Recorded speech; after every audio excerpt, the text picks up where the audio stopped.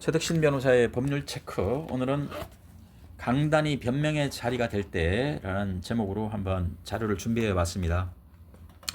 이 교회 분쟁이 있는 그 많은 성도들 중에 이런 부분을 거론하시는 분들이 있어서 한번 자료를 여기저기 자료를 수집하고 해서 준비한 자료입니다.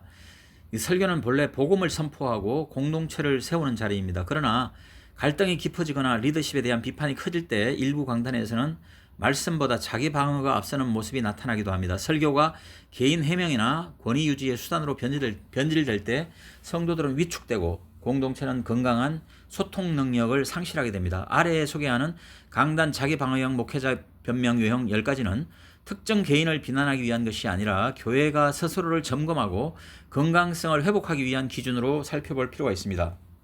첫째, 나는 하나님께만 평가받겠다는 유형입니다. 이 유형은 공동체의 질문과 점검을 차단하는 방식으로 자주 나타납니다. 지도자가 하나님 앞에서 책임진다는 말 자체는 신앙적으로 맞지만 그것이 성도나 당회의 정당한 질문을 무력화하는 도구로 사용될 때 문제는 시작됩니다. 공동체적 책임 구조가 사라지면 건강한 견제와 협력도 무너집니다. 두 번째는 비판 이꼴 교회 공격, 이런 프레임 유행입니다. 문제 제기 자체를 교회를 흔드는 행위로 규정하는 방식입니다. 성도들은 교회를 사랑하는 마음으로 질문을 던질 수 있지만 이를 곧바로 분열이나 공격으로 해석하면 공동체는 침묵을 선택하게 됩니다. 결국 교회는 조용해 보일 뿐 실제 문제는 더 깊어질 가능성이 큽니다. 그만큼 골마가는 거죠. 셋째는 피해자 서사 강화형입니다. 설교에서 반복적으로 자신의 고통과 억울함을 강조하며 갈등의 중심을 개인 감정으로 전환하는 모습이 있습니다. 물론 목회자도 상처받을 수 있습니다. 그러나 구조적 문제를 개인의 상처 이야기로만 덮으면 공동체는 문제의 본질을 보지 못하게 됩니다. 넷째는 영적 낙인 찍기형입니다. 비판자를 은혜 없는 사람, 교회를 힘들게 하는 사람 등으로 묘사하는 방식입니다. 이런 언어는 직접적인 이름을 언급하지 않더라도 회중에게 특정 인물을 떠올리게 만듭니다. 결과적으로 성도들 사이에 낙인과 소외가 발생하고 건강한 토론 문화는 사라지게 됩니다. 다섯 번째는 순교자 이미지 구축형.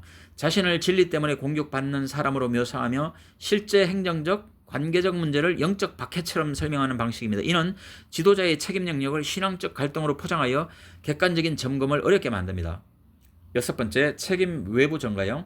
교인 감소나 갈등의 원인을 시대 변화, 성도들의 영성 부족, 외부 환경 탓으로만 설명하는 패턴입니다. 외부 요인이 존재할 수는 있지만 내부 구조와 리더십에 대한 점검이 빠지면 공동체는 성장 기회를 잃게 됩니다. 일곱 번째, 영적 위협, 협박형입니다. 주의 종을 건드리면 하나님이 책임지신다 와 같은, 주의 종을 건드리면 하나님이 가만두지 않는다 와 같은 표현을 통해 비판 자체를 두려운 행위로 만들어버리는 거죠.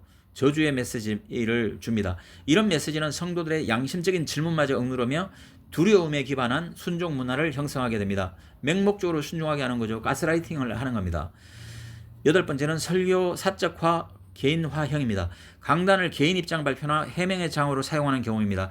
설교의 상당 부분이 개인 논란 설명이나 억울함 해소에 사용되면 성도들은 말씀을 듣기보다 갈등 상황을 듣게 됩니다.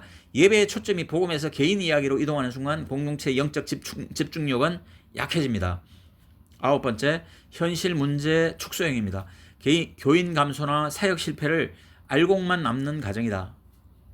쉽게 말해서 교인 감소나 사역 실패가 아니라 알곡만 남는 목회의 과정이다 라는 식으로 변명하는 유형입니다. 영적 해석 자체가 틀린 것은 아니지만 현실적 원인 분석이 전혀 이루어지지 않는다면 공동체는 실제 문제를 외면하게 됩니다. 마지막으로 열 번째는 공동칠이 무력화형입니다. 장로교회와 같은 공동칠이 구조에서도 나는 하나님께 직접 부름받았다는 식의 개인 소명을 강조하며 장로와 목사, 성도와 목사는 다르다 하는 것을 은근히 강조함으로써 공동체의 협의 과정을 무력화시키는 경우입니다.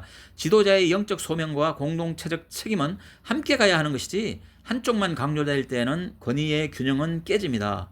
특히 장로교의 본질적 요소를 침해하는 것이죠.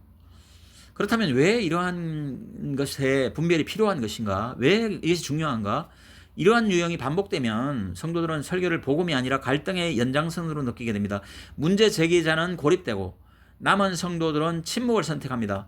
공동체는 겉으로는 조용히 보이지만 내부에서는 신뢰가 무너지고 영적 피로가 쌓이게 됩니다.